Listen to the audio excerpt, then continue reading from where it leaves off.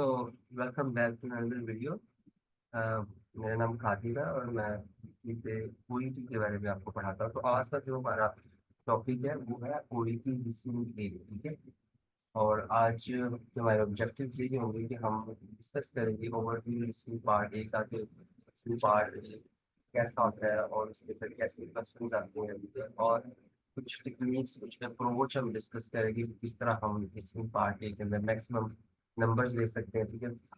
और लास्ट में कुछ आपको छोटे से टिप्स दूंगा ताकि जो आपके लिए हेल्पफुल हो और आप अपने जो है ना एग्जाम में मैक्सिमम स्कोर्स ले सकें, ठीक है। तो हम अपनी प्रेजेंटेशन को आज स्टार्ट करते हैं। सबसे पहले ये कि लिस्टिंग ये जो पूरा लिस्टिंग का पेपर है ना वो अप्रोक्सीमेटली 40 मिनट का होता है, ठीक है। 40 मिनट का आपका एग्जाम होता है और इसके अंदर 15 मिनट आपके ऑलमोस्ट लिस्टिंग ए में लगते हैं, जिसमें 2 पेशेंट लेड डायलॉग्स होते हैं जिसमें आपके गैप फिल कर रहे होते हैं, ठीक है। और बी को आपके 10 मिनट्स होते हैं ऑलमोस्ट, उसमें 6 डायलॉग्स होते हैं या मोनोलॉग होते हैं। 3 मल्टीपल चॉइस क्वेश्चन होते हैं जो आपने आवाज सुनना होता है, क्वेश्चन को पढ़ना होता है, आंसर लिखना होता है। सेम इज लाइक सी के अंदर भी ये होता है कि 2 लॉन्ग प्रेजेंटेशन होती हैं जो 15 मिनट के लिए चलती हैं।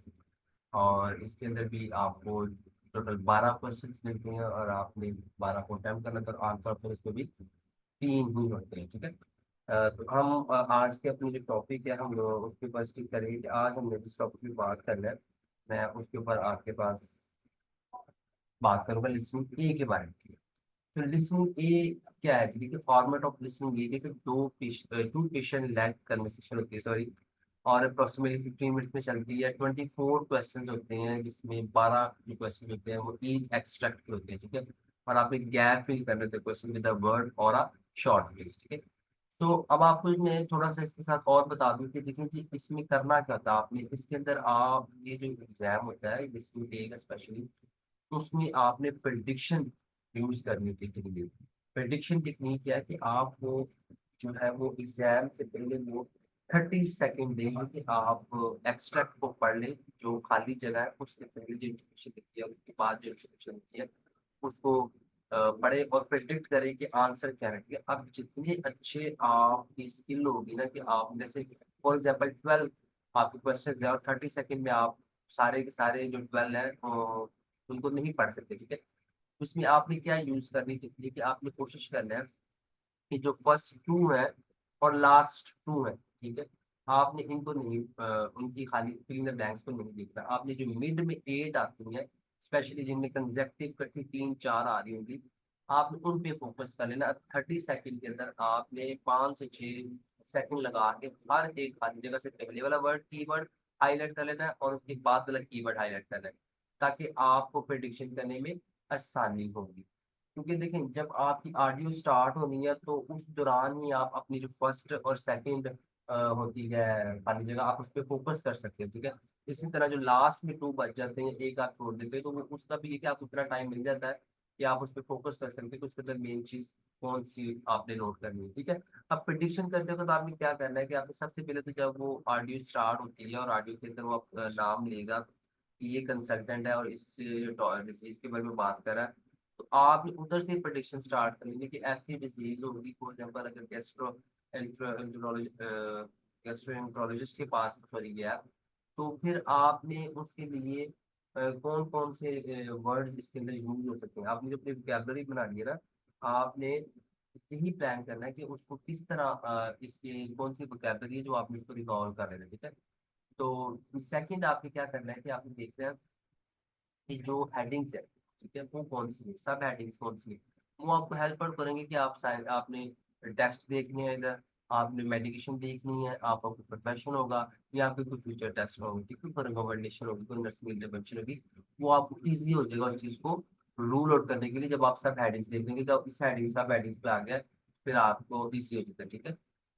सो ये कुछ बेसिक चीजें हैं जो आपको लिसनिंग पे पेपर करने से पहले पता होनी चाहिए कि आपने जो प्रिडिक्शन टाइम है उसको कैसे यूटिलाइज करें। 30 सेकंड को यूटिलाइज करना बहुत जरूरी है, ठीक है। और ये एक चीज, ठीक है, जब आप ऑडियो चलती है जैसे वो कहेगा तो you will hear a pharmacist talking to a patient, ठीक है। जैसे ही वो ये बोलता है तो आपको फार्मासिस्ट का आपका नाम आ गया, तो इसमें आपको पता चल गया कि फार्मेसी में जो मेडिसिन से रिलेटेड ही मेडिसिन से साइड इफेक्ट, मेडिसिन के इफेक्ट, डिफरेंट मेडिकेशन के नाम वगैरह के ज्यादा चांस मिल सकते हैं। तो यहाँ से ये आपकी प्रेडिक्शन क्या हो जाएगी, स्टार्ट हो जाएगी। और ये जो आपको 30 सेकंड मिलते हैं, आप इसको 50 सेकंड कैसे बना सकते हैं कि जैसे ही वो ऑडियो स्टार्ट करता है तो आप वो उसमें से मेन चीज को पिक कर लें, जो मेन चीज फार्मासिस्ट है या जो भी कार्डियोलॉजिस्ट है, जैसे नेफ्रोलॉजिस्ट है, ठीक है। तो आप उस नाम को पिक कर लें बस, और बाकी जो ऑडियो बोल रहा होगा कि फॉर क्वेश्चन 12 13 12, वो आपने क्या करना है, तो उस दौरान आपने क्या करना है कि आपने उस दौरान सारा फोकस अपना जो है वो लिया ना, अपने बाकी जो आपके क्वेश्चन होंगे, स्पेशली आपके जो 11 और 12 होगा क्वेश्चन, आप उसको फोकस कर लेंगे, क्योंकि 1 और 2 को तो आपने शुरू में कर लेना, ठीक है। और 6 और 8 को मैं 3 to 8 मैंने आपको बताया, 10 बताया कि वो आप कर सकते हैं जब आपको आपको 30 सेकंड मिलेंगे, ठीक है। सो जो आपको 30 सेकंड मिलेंगे उसके अंदर आपने क्वेश्चन नंबर 3 से लेके क्वेश्चन नंबर 10 तक फोकस करना है, सही है। और ये जो आज जब कन्वर्सेशन स्टार्ट होती है, जैसे ये ओईटी का लिसनिंग का रोल पे स्टार्ट होगा, सॉरी लिसनिंग ए का ऑडियो स्टार्ट होगी, तो अब आपने इसकी सिर्फ आपने नोट करना है कि ये फार्मासिस्ट है, ये कार्डियोलॉजिस्ट है, जो भी साइंटिस्ट है, जो डिजीज का नाम, ठीक है। और बाकी जब वो बोल रहा होगा कि for question 30 to 24 complete the notes with a word और शॉर्ट फ्रेज, तब जब वो ये कन्वर्सेशन बोल रहा है उस दौरान आपने क्या करना है कि आपने 11 और 12 कीवर्ड्स को हाईलाइट करना है। अब वो आगे मैं आपको बताता हूँ कि कीवर्ड्स कैसे होते हैं, जैसे फॉर एग्जाम्पल ये देखें कि आपकी हेडिंग है रीजन फॉर द कन्वर्सेशन लिखा हुआ है, तो आपने ये चीज नोट कर ली। अब इसमें आपको पता होगा कि अगर कन्वर्सेशन का रीजन है तो मोस्ट प्रोबेबली जो पेशेंट की साइन सिम्टम है जिस वजह से वो आया डॉक्टर के पास या फार्मासिस्ट के पास, वो मेन चीज उसके बारे में जिक्र होना है। तो ये इन्फॉर्मेशन आपको हेल्प आउट करती है कि आप अपने माइंड को तैयार कर लें। अब जैसे हाई ब्लड प्रेशर की बात हो रही है, टेकिंग ब्लड प्रेशर मेडिकेशन, तो मोस्ट प्रोबेबली यहाँ पे क्या बात होगी कि ब्लड प्रेशर बढ़ क्यों रहा है, ब्लड प्रेशर के लिए कौन सी दवाई ले रहा है, एक्टिविटीज कौन सी कर रहा है, तो वो ब्लड प्रेशर के साथ वो रिलेटेड जो चीजें कर रही है वो उसके साथ में बात करें। और लास्ट में साइड इफेक्ट्स है, तो साइड इफेक्ट्स आ गए तो ये तो क्लियरली हमें पता चल रहा है कि यहाँ पे जो मेडिसिन फॉर एग्जाम्पल उसने रेमेप्रिल लिखा हुआ है, वो रेमेप्रिल मेडिसिन यूज कर रहा है, तो उसके साथ जो साइड इफेक्ट उसको हो रहा है इसके अंदर उसके बारे में बात हो रही होगी, ठीक है। तो ये आपकी प्रिडिक्शन टेक्निक है जो आपने यूज करनी है। आपने सबसे पहले 30 सेकेंड को 50 सेकेंड कैसे बनाना है कि जब ऑडियो स्टार्ट होती है तो आपने सिर्फ फोकस किसके ऊपर करना है, जो फार्मासिस्ट है, कार्डियोलॉजिस्ट है, वो नाम और जो डिजीज, ठीक है, दो चीजें आपने इसमें से निकाली। बाकी जब वो ऑडियो चल रही है तो उस दौरान आपने क्या करना है कि आपने जो 11 और 12, ये 23 और 24 जो आपके आंसर्स होंगे उनकी आपने कीवर्ड्स को हाईलाइट करना है, ठीक है। जैसे आप देख सकते हैं कि यहाँ पे इससे पहले जो लिखा हुआ है कि हैव पे गेव पेशेंट रेमेप्रिल लास्ट वीक, अब यहाँ पे जो लास्ट वीक है वो हमारा कीवर्ड है, ठीक है। राइजिंग स्टेडली ये हमारा कीवर्ड है। तो जो 13 और 11 और 12 के कीवर्ड्स होंगे वो आपने कहाँ फोकस करनी है, जब आपकी ऑडियो स्टार्ट होती है और उसके अंदर की तरफ से जैसे ही वो बोलेगा कि अब आपके पास 30 सेकेंड है, अब आप इसको रीलोड करें, तो उस दौरान आपने क्या करना है, आपने क्वेश्चन नंबर 3 से लेके क्वेश्चन नंबर 10 तक जो प्रिडिक्शन है करनी है, कीवर्ड्स करनी है। प्रिडिक्शन में क्या होता है कि आप पढ़ते हो और आपको इमेजिन करते हो कि यहाँ पे नाउन आएगा, ये कोई वर्ब आएगा, ठीक है। जैसे यहाँ पे जो हमारे पास देखिए लिखा है कि रीजन फॉर कन्वर्सेशन में लिखा हुआ है, तो यहाँ पे 13 के अंदर लिखा हुआ है कि यहाँ पे नाउन आएगा जो कि हेल्थ केयर प्रोफेशनल हो सकता है, ठीक है। और आगे नीचे जो 14 है उसके अंदर भी अगर नाउन आएगा तो व्हाट हैज बीन राइजिंग, ठीक है। तो नाउन कोई चीज है जो बढ़ रही है, ठीक है, जो पेशेंट की जो बढ़ रही है वो नाउन चीज है।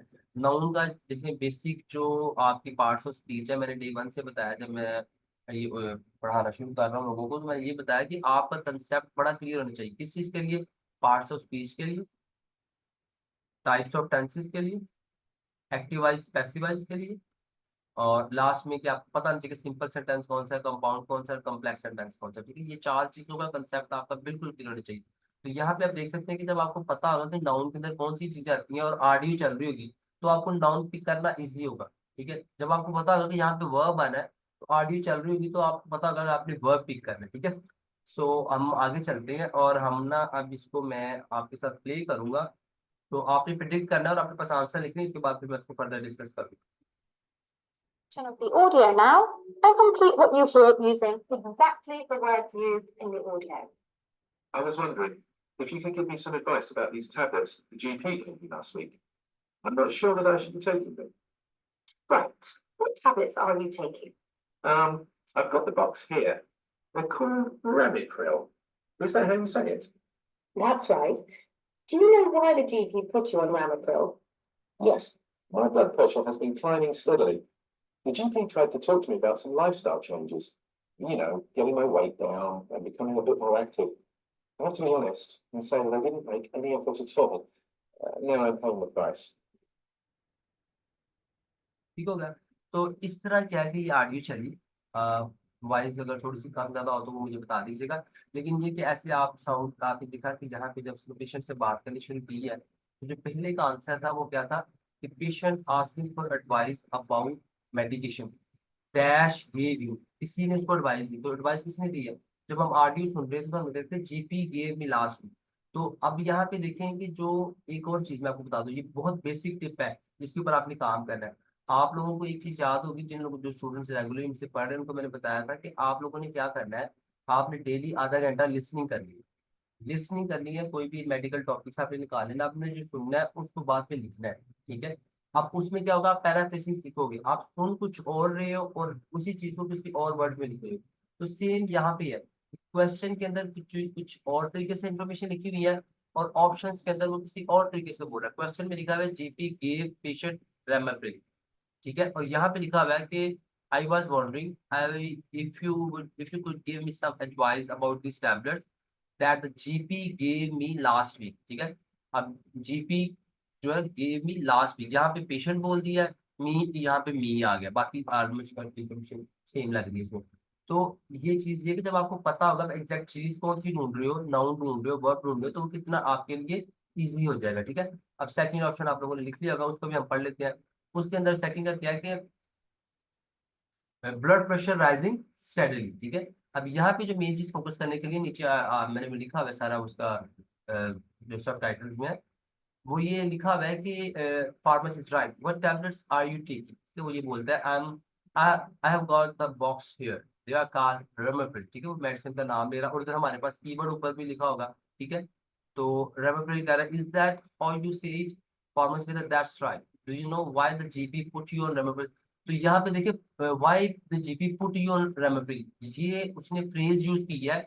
और जो आपके पास कीवर्ड लिखा हुआ है, लिखा हुआ है reason for taking blood pressure medication. ये पैराफ्रेजिंग स्किल है जो आपने डेवलप करनी है इस तरह की, कि जैसे अब आपने रीजन कीवर्ड्स को हाईलाइट किया होगा, ऑडियो चली, ऑडियो के अंदर वो कह रहा है कि why the GP put you on remedial, तो इसका मतलब यही है कि रीजन क्या है आप उसने पुट किया है। तो जैसे ये इन्फॉर्मेशन आएगी कि do you know why the GP put you on remedial, आपने एक्टिव हो जाना है कि अब यहाँ कहीं मेरा आंसर आ रहा है, ठीक है। आगे पेशेंट क्या कहता है, yes my blood pressure has been climbing steadily, वो कह रहा है क्लाइंबिंग स्टेडली, और टेक्स्ट के अंदर क्या लिखा हुआ है, राइजिंग स्टेडली। तो इन्फॉर्मेशन क्या की है, क्लाइंबिंग को राइजिंग कर दिया, तो पैराफ्रेसिंग ये यूज किया। तो ये जो चीज है ये ही आपने बस डेवलप करनी है। जब आप ये डेवलप कर लेंगे, और उसकी टेक्निक मैंने आपको बताई है कि हर रोज आप लिसनिंग करें, आर्टिकल्स मेडिकल सुने और फिर उसको अपने अल्फाज में लिखिए, देखिए उससे क्या होगा कि आपकी पैराफ्रेसिंग स्किल डेवलप होगी। आप सुन कुछ और रहे हो, लिखो आप ऑटोमेटिकली आपका ब्रेन जो ट्रेंड हो जाएगा कि ये मैं सुना था इसको मैं ऐसे भी लिख सकता हूँ, ठीक है।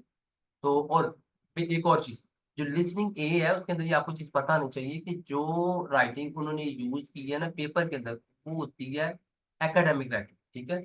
और जो लैंग्वेज यूज होती है, यूज हो रही होती है जब वो बोल रहा होता है, कोई भी स्पीकर उसका पेशेंट या पे डॉक्टर बोल रहा होता है, तो वो लैंग्वेज होती है फॉर्मल लैंग्वेज। जैसे हम आपस में बात करते हैं तो हम कैजुअली बात बात कर कुछ करते थे कि अच्छा जी ऐसे या खा, लेकिन जब हम लिखते हैं तो फिर हम बड़े प्यार से लिखते हैं, वर्ड्स को पूरे सेंटेंस बना के लिखने की कोशिश करते हैं। तो सेम इज लाइक दिस है कि जब पेपर के अंदर लिखा था तो वो टू दी पॉइंट उसे कीवर्ड होते हैं, जैसे राइजिंग स्टेडली सिर्फ लिखा है, और जब वो बोल रहा था तो वो पूरा सेंटेंस बोल रहा था। वो सेंटेंस बोलते वक्त क्या करता है कि थोड़ा पैराफ्रेजिंग स्किल को यूज करता है, थोड़ी लेमन लैंग्वेज यूज कर देता है, ठीक है।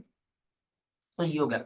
अभी एक और आगे आपका आ गया, इसको हम अभी करते हैं।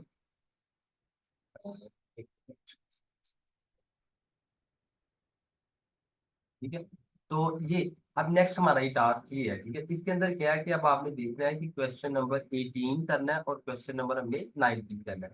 कीवर्ड्स हमारे लिखे हुए हैं, लिखा है कि साइड इफेक्ट पेशेंट एक्सपीरियंस, ठीक है। अब हम इसमें ये जो कीवर्ड है साइड इफेक्ट, इसे हमें हमें प्रिडिक्शन करने में आसानी है कि मरीज को एक बीमारी के बाद जो फीलिंग्स आती हैं, या जो मरीज जो बीमारी के बाद फील कर रहा था, जो एक्सपीरियंस कर रहा था, वो नीचे जिक्र हो, ठीक है।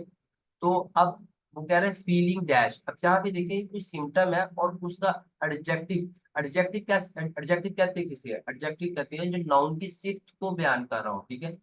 अब पेशेंट जो सिम्टम जो वो कर रहा है वो किस किस्म का है, फीलिंग दैट, वो कोई एडजेक्टिव होगा, ठीक है। फीलिंग जो सिम्टम है उसका, उसकी उसकी सिर्फ को बयान किया होगा, किस तरह का उस सिम्टम के बारे में फील कर रहा है, वो इसके अंदर जिक्र होगा। तो आपने जब ऑडियो चल रही है तो आपने कोशिश ये करनी कि जो एडजेक्टिव्स आए जो सिम्टम को बयान कर रहे हो, ठीक है, जो भी वो फील कर रहा है रेमेडियल मेडिसिन खाने के बाद, उसके बाद जो सिम्टम आ रहे हैं उसको मेडिसिन से, वो उसको हमने आइडेंटिफाई करा, ठीक है। नेक्स्ट में क्या है, नाउन फ्रेज आना, ठीक है। जैसे फिर लिखा हेडिक को डैश, मतलब कोई नाउन आएगा किसी चीज के लिए, किसी चीज की हेडिक हो रही है किसी टाइप की, तो उसके बारे में उसको जिक्र यहाँ पे करना है, ठीक है। तो इसको अब आपने देख लिया। अब मैं थोड़ी देर तक ये प्ले करता हूँ। आपने प्रिडिक्ट कर लिया, आपने इसके आंसर जो है ना वो चूज करने हैं या फिर लिखने की कोशिश करनी है अपने पास। और फिर जैसे ही ऑडियो आपकी चलेगी आपने चलेगा, ठीक है। मैं इसको स्टार्ट कर रहा हूँ। स्टार्ट से Tell me a bit about what's happening. How do the tablets make you feel? For number 19, we can predict that the answer will be a noun phrase.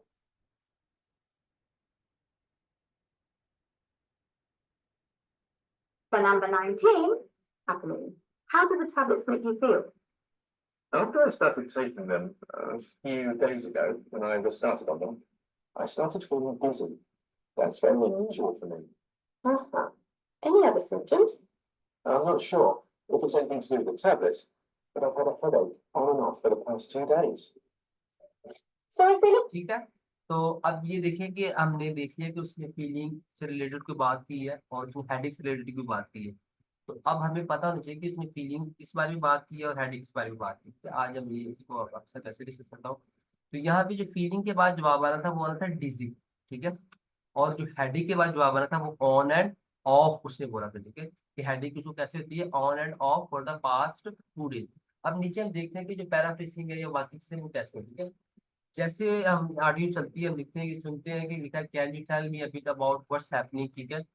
How do the tablet make you feel, ठीक है। यहाँ पे tablet make you feel ये side effect का link है, ठीक है। After I started taking that, ये भी साइड इफेक्ट से रिलेटेड है कि जब मैंने लेना शुरू करी तो उसके बाद क्या हुआ, क्योंकि साइड इफेक्ट कब होते हैं, बाद में। तो वो कहता है after I started taking that. दूसरा वो कह रहा है कि how do the tablets make you feel. तो ये पैराफ्रेजिंग स्किल उसने यूज की है, ठीक है। उसके बाद फिर हम आगे पढ़ते हैं तो लिखा है a few days ago was when I started on them, I started feeling dizzy. That's very unusual for me. तो कहते हैं started feeling dizzy, same to same feeling के बाद उसने बोला dizzy। तो यहाँ पे सिर्फ जवाब आना था dizzy। अगर आप dizziness लिख देते हो या कुछ और लिख देते हो, dizzy वर्ड से हट लिखते हो तो आपके नंबर कट जाएंगे, ठीक है। जो सिम्टम्स, स्पेसिफिक सिम्टम्स होते हैं, अगर आप मीनिंग चेंज कर दो किसी भी, क्योंकि माइनर स्पेलिंग मिस्टेक एक्सेप्टेबल है, लेकिन अगर आप टोटल मीनिंग चेंज कर दो तो वो आपके रॉन्ग कंसिडर होगा, ठीक है। ऐसी तरह हम आगे चलते हैं तो वो कहता है कि एनी अदर सिम्टम शुरू करें, एनी अदर सिम्टम, एक सिम्टम फीलिंग डिजी हो गया क्योंकि 18 के बाद 19 है तो इसमें के एक और सिम्टम है।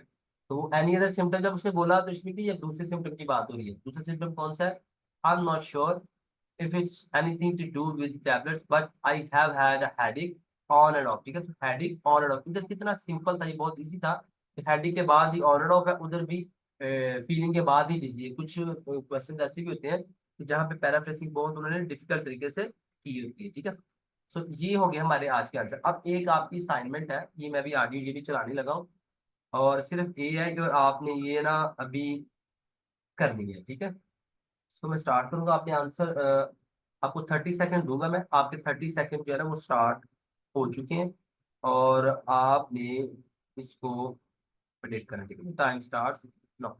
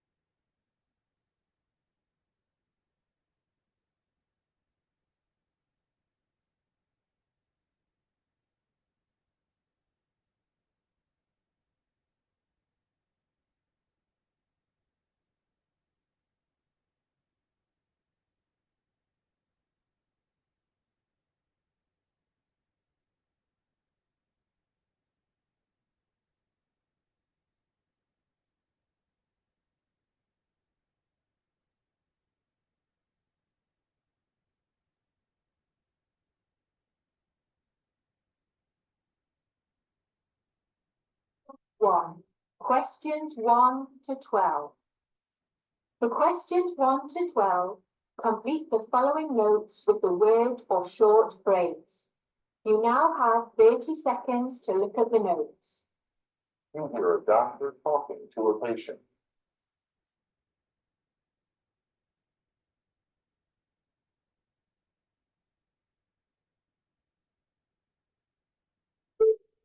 Hello, doctor. Good morning. Good morning. May I find out what the problem is? I've been experiencing the symptoms of heart failure for the past year, doctor. Although it appears okay in general, I feel a lot of stress and fatigue. I've also noticed shortness of breath with exertion. I am getting attacks of severe shortness of breath and coughing that usually occurs while I'm sleeping. I have developed edema and had a mild leg swelling a while ago. Do you have severe chest pain, angina, palpitations, or syndrome? No, doctor, but I feel some irregularity in my pulse. Over the past 10 months, these symptoms have been gradually worsening.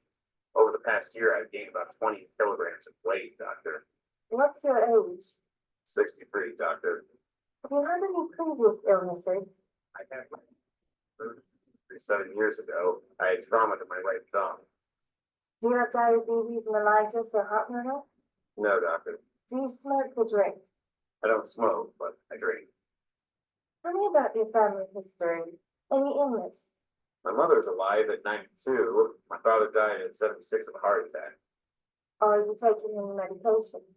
Yes, doctor. Aspirin, 81 milligrams daily, and chlordiazepoxide and clidinium, combination pill at 5 milligrams or 2.5 milligrams, 1 tablet daily for stress.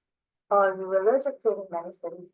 No, doctor. Okay, well, according to my comprehensive cardiovascular examination, your blood pressure is 120/70 in each arm seated. Your pulse is 80 beats per minute and regular. Your breathing is 2 times per minute, and that is unlabored. Lungs are clear to auscultation and percussion. The first and second heart sounds are normal. You have a fourth heart sound and a soft systolic murmur. The precordial impulse is enlarged. Your electrocardiogram shows sinus rhythm with left ventricle hypertrophy. Your peak oxygen consumption was 19.7 milliliters per kilogram of 40 mass per minute, which is consistent with mild cardiopulmonary disease. The laboratory data shows your thyroid stimulating hormone 1.33. Your glucose is 97 and creatine 0.9. Potassium is 4.3. I reviewed your echocardiogram thoroughly. That shows a dilated cardiomyopathy with ejection fraction of 15%. Your post-stress ejection fraction is 33%, and left ventricular cavity appears enlarged. This appears to be a newly diagnosed dilated cardiomyopathy of uncertain etiology and dyslipidemia. I'm going to prescribe angiotensin converting enzyme inhibitor, lisinopril 2.5 milligrams daily. Salbutamol 0.125 milligrams twice daily. In addition, you could benefit from a loop diuretic, furosemide 20 milligrams daily. I don't think you need a defibrillator right now. And after 3 months of medication, I want you to go on an echocardiogram. If your left ventricular function has not improved, then you would benefit from a prophylactic use of an implantable cardioverter defibrillator. So continue these medications and meet me after a period of 3 months. Thank you, doctor. तो ये थी audio. अच्छा, क्योंकि आज listening मैंने काफ़ी देर बाद first time बनाई है, तो ये ऑडियो में अगर कोई डिस्टर्बेंस आई हो, कुछ प्रॉब्लम आई हो, तो ज़रूर आप मुझे बताइएगा, रिकमेंड कीजिएगा, ताकि ये जो भी है मैंने लिसनिंग के लिए स्पेशली काम करना है। तो सोच रहा हूँ लिसनिंग के टेस्ट आप किस तरह अरेंज किए जाए, आप उसको प्रैक्टिस करें, और हार्ड कापी आपको प्रोवाइड कीजिए। हार्ड कापी आपके पास हो, उसका प्रिंट निकलवा लें, और फिर आप उसको जो है ना वो यूज़ करें, ठीक है। स्पेशली जो स्टूडेंट्स पढ़ रहे हैं ना, वो उनके व्हाट्सएप नंबर पे मैं ये हार्ड कॉपी सेंड कर दिया करूँगा, तो वो प्रिंट आउट करके पेपर को सामने रखें, ऑडियो को चलाएं, फिर पेपर को ये सॉल्व करें, फिर ये इनके लिए ज़्यादा इफेक्टिव होगा, ठीक है। तो हार्ड कॉपी जो है मैं इनको सेंड कर दिया करूँगा। अच्छा, अब मेन चीज़ अगर आते हैं हम सीखने की बात की, इस तरह जो पेपर होता है, ये रफली एक आइडिया आपको दिए, क्योंकि आज फर्स्ट डे था लिसनिंग का, तो थोड़ी सी जो भी चीज़ें हैं वो बस ओवरव्यू आपने आज लेना मेन। तो यहाँ तक अभी तक ये चीज़ अभी आपको समझ आ गई होगी, सॉरी, कि ऐसे ऑडियो चलती है और ये इस तरह फीलिंग द ब्लैंक्स होती हैं। सो हमने यहाँ पे नोट क्या करना है कि फीलिंग स्ट्रेस्ड के बाद वो क्या बोल रहा है, शॉर्टनेस ऑफ ब्रेथ के बाद वो क्या बोल रहा है, ठीक है, वाइल स्लीपिंग से पहले वो क्या बोल रहा है, हैड अ माइल्ड, ठीक है, अडीमा, और उसके बाद हैड अ माइल्ड के बारे में वो क्या कह रहा है, राइटिंग ग्वाइनल के बाद वो क्या कह रहा है, 7 years से पहले। ये छोटे छोटे कीवर्ड्स है, ठीक है, ये कीवर्ड्स आपने याद रखने हैं और इसके अंदर आपकी कंसंट्रेशन लेवल बहुत ज्यादा रखिए, क्योंकि जितनी अच्छी आपकी कंसंट्रेशन होगी जितनी अच्छी आपकी स्पीड होगी, विद इन 5 सेकेंड आपने आंसर लिखना है, ठीक है। इसमें एक आपको टिप आप स्पेशली देके जा रहा हूँ, वो ये है कि अगर आपको कोई वर्ड आपने पिक कर लिया और उसकी शॉर्ट फॉर्म लिख लें, ठीक है, क्योंकि आपको लास्ट में 2 मिनट मिलने हैं। उन 2 मिनट के अंदर आके सबसे पहले आपने लिसनिंग ए के अंदर जो शॉर्ट वर्ड्स लिखे हुए हैं उनको कंप्लीट करके लिख लेना, क्योंकि वो आपके पूरे पूरे नंबर है। उसके अंदर आपकी मिस्टेक अगर नहीं होगी तो आपको कोई नंबर काट नहीं सकता। देखिए लिसनिंग बी सी के अंदर तो ये ना डाउटफुल है थोड़ी सी, शायद कोई एक दो वर्ड आपने मिस कर दिया या कंसेप्ट आपका क्लियर ही नहीं हुआ, तो आप ऑप्शन जो सिलेक्ट करके वो गलत हो सकता है। लेकिन ये जो आपने अगर वर्ड पिक कर लिया, आपने शॉर्ट फॉर्म लिख दिया, अगर आप उसको कंप्लीट लिखते हो तो आपको पूरा एक नंबर है, और एक नंबर से आप बी से सी में आ सकते हैं, ठीक है। इसलिए आपने ये चीजें याद रखनी है 7 years से पहले, और आपकी स्पीड विद इन 5 सेकंड। ये आपने अब देख ना, अब आपने एग्जाम के अंदर आपने ये प्रैक्टिस करनी, तो क्या फायदा। अभी आपके पास टाइम है कि जब आपको लिसनिंग करे, तो मैंने आपको एक टास्क दिया हुआ है कि आपने रोजाना जो है ना 15 से 20 मिनट को लिसनिंग करनी है 24 hours GP find the door से, या 20 हाँ दो 24 hours इन एक्सीडेंट इमरजेंसी और GP behind the close door, इन दोनों चैनल्स की आपने 15 मिनट लिसनिंग करनी है। और उस सुनते वक्त जो भी आपको साइंस सिम्टम में कोई नई चीज मिल रही है उसको लिखें, और स्पीड से लिखें। विद इन 5 सेकंड आपका जवाब जो है, जो आप सुन रहे हैं वो निकल देता है, अगला पिक कर सके आप, ठीक है। फिर इसी तरह ये सारे इसी तरह, ठीक है। आज के दिन की जो क्लास है आप इसको ओवरऑल देखें, इसमें जो भी आपको प्रॉब्लम आई है, जो भी इश्यूज आए हैं, वो डू मुझे आप मैसेज कीजिएगा, ठीक है, जो रिकॉर्डिंग भी सुनते हैं उसके बाद, ताकि उनके लिए लिसनिंग ए बी सी आगे हम लिखना है तो अच्छी तरीके से उनकी प्रैक्टिस करवाई जाए, ठीक है। ये आंसर है, ठीक है। आप इस वीडियो को जब देखेंगे तो इसको स्टॉप करके, स्लो करके ना, तो आप ये आंसर्स लिख लीजिएगा अपने पास और आंसर्स मैच कर लीजिएगा कि आपने कितने आंसर्स ठीक लिखे हैं और कितने आंसर्स गलत लिखे हैं, ठीक है। ठीक है जी, लास्ट में यही है, वो जो मैंने आपको मैथ्यू स्मिथ यूट्यूब चैनल भी एक है, उसको भी ऐड कर ले। ये 3 चैनल्स हैं, इन तीनों चैनल्स को सुनने के मैंने 2 तरीके बताए हैं। एक क्या है, आपने लगानी है ऑडियो और चल रही है, और आपने पेंसिल और पेपर आपने पकड़ा है, कोई भी साइन सिम्टम्स आ रहे हैं, कोई डिजीज का नाम आ रहा है, कोई प्रोफेशन का नाम आ रहा है, कोई साइन सिम्टम हो गई, डिजीज होगी, कोई प्रोफेशन होगी, कोई टेस्ट हो गई, इस तरह की जितनी भी मेडिकल चीजें, जिस तरह के जो आंसर होते हैं, तो आपने क्या करना है, उनको लिखना है और स्पीड के साथ लिखना है, विद इन 5 सेकंड। आप कितनी स्पीड होनी चाहिए, कोई भी वर्ड आ जाए जितना मर्जी बढ़ाओ, आप 5 सेकंड के अंदर लिख सके, पूरा लिख सके या शॉर्ट फॉर्म में लिख सके, ताकि उसको बाद में कंप्लीट करें, ठीक है। तो ये आपने करना है। दूसरी एक आपको और लिसनिंग के लिए बताया बस वही मैंने, वो ये कि आपने सब टाइटल्स ऑन करके सुनना है, ठीक है। उसके अंदर क्या होगा, आपकी बहुत सारी स्पेलिंग मिस्टेक्स जो है वो आप आइडेंटिफाई कर लेंगे। जब आपने ऑडियो चला दी, वॉइस आपने बंद कर दी, ऑडियो चल रही है लेकिन वॉल्यूम उसका बंद है और नीचे सब टाइटल्स ऑन है, तो आप वो पढ़ रहे हो नीचे जो लिखा हुआ है, जो नीचे लिखा है, तो उससे क्या होगा, आपकी स्पेलिंग मिस्टेक कम होगी। बहुत सारे सिम्टम, बहुत सारे डिजीज, बहुत सारी टेस्ट, बहुत सारी चीजें जो होंगी वो उसके अंदर स्पेलिंग जब आप पढ़ रहे होगे तो आपको पता चल जाएगा कि असल स्पेलिंग क्या है। क्योंकि लिसनिंग के अंदर स्पेलिंग मिस्टेक से बहुत लोगों के नंबर कटते हैं, ठीक है। माइनर माइनर मिस्टेक एक्सेप्टेबल तो है, लेकिन लोग माइनर से ज्यादा मिस्टेक्स करते हैं, जिसमें से उनके बहुत ज्यादा नंबर करते हैं। तो आपने ये गलती नहीं करनी, आपने अपनी स्पेलिंग मिस्टेक पे भी काम करना है, और उसका तरीका मैंने आपको बता दिया, सिंपल तरीका है। आप ऑडियो चलाए, वॉल्यूम बंद कर दें, सब टाइटल्स ऑन कर लें और सब टाइटल्स इनके ऊपर, ठीक है। सो आज की जो प्रेजेंटेशन थी वो इतनी थी, ठीक है। जो भी क्वेश्चन होगा मुझे मैसेज कर दीजिएगा, मैं आपको रिप्लाई कर दूंगा। और thank you very much, be the part of this video. और मेरे चैनल को जरूर सब्सक्राइब करें, लाइक करें, शेयर करें, बहुत सारे नर्सेज से शेयर करें। और अगर कोई सुजेशन है, क्योंकि मैंने रिसेंटली एक और चीज़ मैं आपके साथ ऐड कर दूँ आज, क्योंकि जो ओईटी, ओवरऑल ओईटी है ना, अब उसके बारे में मैंने बहुत सारी वीडियोस बनाई हुई है प्रीवियसली भी, ठीक है। इसमें सिर्फ अब क्या है कि अगर किसी को मटेरियल चाहिए हो ना, तो वो मुझसे रब्ता कर सकता है, ठीक है। मैं उनको मटेरियल प्रोवाइड कर दूंगा, मेरे पास जितना भी मटेरियल होगा उसमें से, अगर उनके लिए यूजफुल है, वो फ्री ऑफ कॉस्ट, ठीक है। मेरा नंबर व्हाट्सएप वाला लिखा हुआ है, आप मेरे नंबर से मुझे रब्ता कर सकते हैं, ठीक है।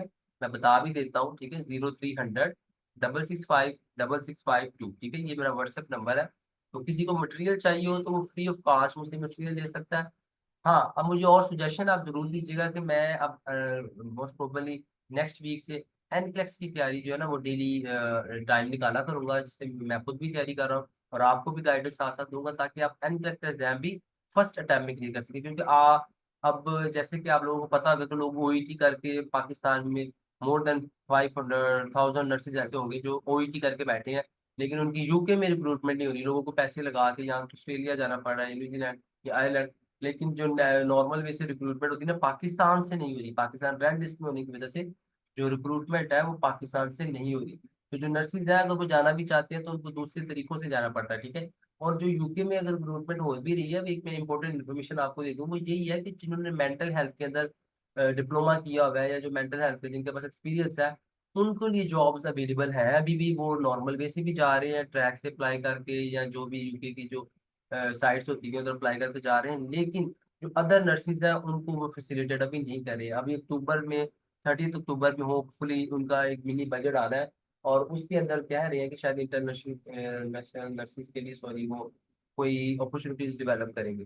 तो इसलिए बहुत सारे नर्सिस जो है वो अब ओईटी और इन चीज़ों से स्किप करके एनक्लेक्स की तरफ डायरेक्ट जा रहे हैं, क्योंकि पाकिस्तान के अंदर ओईसी ने भी अब एनक्लेक्स के लिए जो है ना वो अपॉर्चुनिटीज तैयार की हैं, वो तैयारी करवा रहे हैं यूनिवर्सिटी ऑफ लाहौर से। होपफुली हम उम्मीद करते हैं कि अगले 1 साल के अंदर पाकिस्तान के अंदर भी एनक्लेक्स का सेंटर बन जाएगा। तो जब पाकिस्तान के अंदर सेंटर बन जाएगा तो बहुत सारी आवाम को यानी कि मोटिवेशन मिलेगी, वो इनको अंदर जज्बा आएगा कि वो भी एनक्लेक्स का इम्तिहान की तैयारी करें और पेपर दें। क्योंकि उसकी फीस इटसेल्फ इतनी ज़्यादा नहीं है, लेकिन क्योंकि एनक्लेक्स एग्जाम जब लोगों को इधर से दे के बाहर जाना पड़ता है तो वो उसका खर्चा बहुत ज़्यादा आता है। वरना तो एनक्लेक्स की जो फीस है वो ओईटी से कम है। लोग ओईटी भी तो इधर कर ही रहे हैं ना, ओईटी की फीस भी तो दे रहे हैं। तो जब एनक्लेक्स इधर आ जाएगा तो एनक्लेक्स की फीस तो ओईटी से कम होगी, इसलिए उनके लिए ईजी होगा कि वो एनक्लेक्स की फीस इधर पे करके पाकिस्तान के अंदर सकें। तो मैं आप सबको ये मोटिवेट करूंगा कि ज़्यादा से ज़्यादा लोग यूनिवर्सिटी ऑफ लाहौर को जो ज्वाइन कर सकते हैं वो करें, ताकि हमारे पास जब रेशियो बढ़ेगी नर्सिंग की जिन्होंने एनक्लेक्स की तैयारी की होगी, तो फिर हमारे पास जो हमारी गवर्नमेंट है उसके पास एक जवाब होगा कि वो एनक्लेक्स का सेंटर पाकिस्तान में बनवा सके, ठीक है। तो होपफुली आज की प्रेजेंटेशन आप सबके लिए हेल्पफुल हुई होगी।